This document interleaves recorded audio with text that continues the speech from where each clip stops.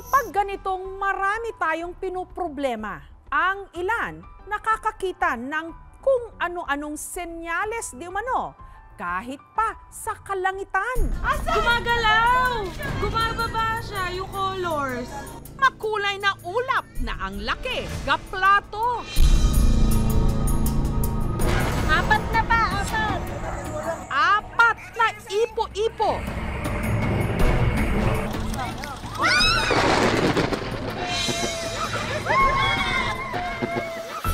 At isang misteryosong liwanag na bumulusok sa kalangitan. Ano, Ann? First time ko kayo. I don't know. Sino yun?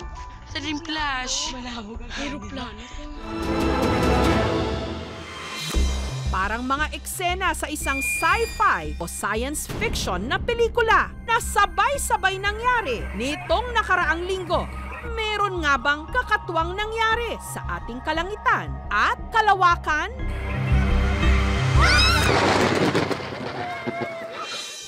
Hapon ng May 27, abot langit ang pagtataka ng mga tiga Metro Manila at iba pang kalapit probinsya matapos mamataan ang isang gaplato na ulap na kulay bahaghari.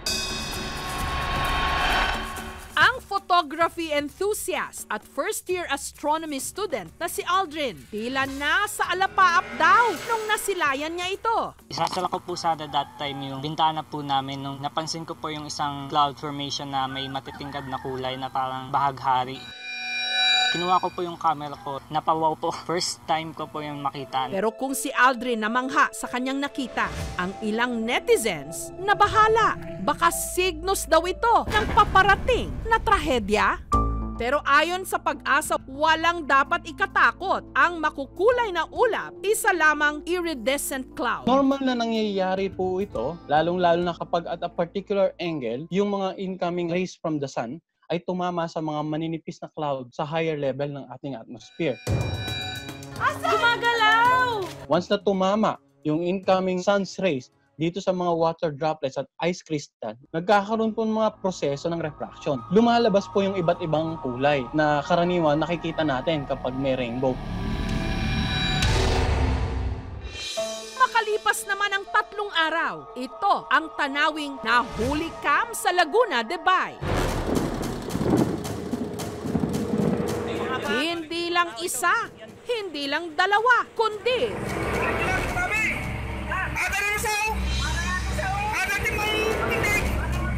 apat na ipo-ipo o water spout na sunod-sunod na nabuo at bumayo sa lawa.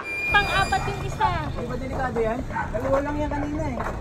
Si Nina nawindang sa kanyang nasaksihan. Ang mga ipo-ipo kasing kanyang na-videohan na una na raw niyang napanaginipan. Bigla ko naalala na napanaginipan ko na nga siya. Siguro mga last year pa siya sa Laguna Debate. Nandun din ako sa rooftop namin. Actually, scary siya kasi marami siyang tornadoes. Tas malakas siya. Ang mas nagpakaba pa sa mga nakasaksi. Ang mga ipo-ipo, sinabayan ng kulog at kidlat.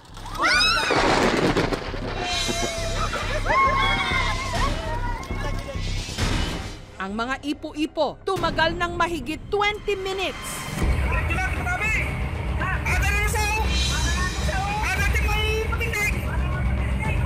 Pero kung meron man daw halos naka face-to-face na ang mga higanting ipo-ipo, yun ang mangingisdang si Raymark. Nung nagpapahinga po kami sa kubo, naririnig namin na dumadagundong yung langit, kumukulog. Lumalakas yung iip ng hangin. Sumigaw po yung isang kasama ko na mayroon daw pong buhawi. Gulat na lang po kami, paglabas namin sa kubo, nakita kagad namin bumungad sa amin yung 3 buhawi.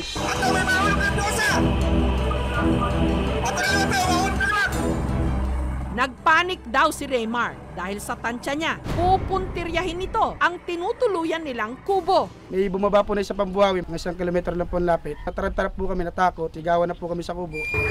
Ato na ako! Ato na yung pinatay na! Tubalon po kami sa bangka. Iniwan po namin yung kubo. Sinalba po namin yung buhay namin. Wala nang direksyon kung saan kami tumakbo. Basta lang iniisip lang po namin nung araw na yun, nakalayo sa kubo. Makalipas daw ang halos 10 minuto. Ang mag-ama, ligtas na nakarating ng Pampang. Nakaligtas man tayo sa virus. Inisip ko noon, baka dito sa dilubyo to, di kami makaligtas. Pero salamat lang din po sa Panginoon noon na nakaligtas po kami. Ang sabay-sabay na pagbuo ng 4 na ipo-ipo sa Laguna de Bay noong May 30, maituturing daw talagang pambihirang weather phenomenon. Sa 17 years na experience ko sa Pag-asa, it is the first time that I've encountered na meron nga sabay-sabay na water spout over a particular area. Basta po merong thunderstorm activity, merong possibly isang supercell over the area, ay posibleng hindi lamang isang ipo-ipo water spout yung mag-form. At hindi pa riyan nagtapos ang mga pinag-usapang pangyayari sa kalangitan dahil madaling araw naman itong May 30 sa San Andres sa Catanduanes. Ang nooy nagja-jogging na magkakaibigan napahinto nung may namataan silang kakaibang liwanag sa kalangitan. Una po naming nakita, bilog po siyang parang buwan. Malabog ang camera? Ano, Ann? First time ko kayo. I don't know. Okay na yun. Sa Dream Flash. Malabog ang Aeroplano. Na maliit lang po siya, tapos maliwanag na maliwanag po. Nung kinuha ko po yung cellphone ko at binidyoan ko na po, unang sumagi sa isip ko, baka bumagsak po yun. Pati kami, madamay. Bigla na lang po siyang gumalaw. Yung usok na parang lumalabas sa kanya po, yung dinadaanan niya, nagpo-form po siya ng shape na cone na malaki. Yung una po, mangha, tapos kinakabahan kasi di namin alam kung ano nangyayari doon sa langit. Makalipas lang ang ilang minuto, bigla itong naglaho. Di ko po mapaliwanag bakit bigla na lang pong nawala. Bigla ko pong sinabi sa kasama ko po na baka po UFO tapos pumunta sa ibang dimension.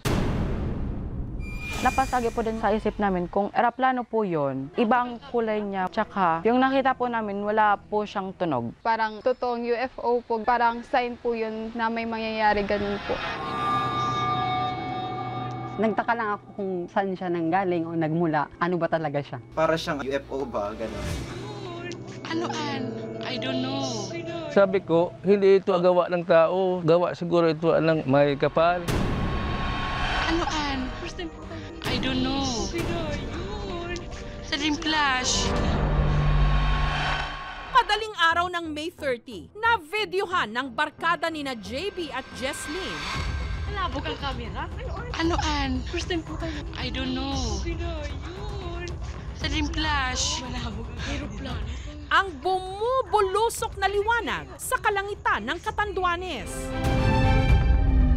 Unang sumagi sa isip ko, baka bumagsak po yun. Pati kami, madamay. Yung usok na parang lumalabas sa kanya po, yung dinadaanan niya, nagpo-form po siya ng shape na cone na malaki. Makalipas lang ang ilang minuto, ang liwanag biglang nawala. Uy, wala na.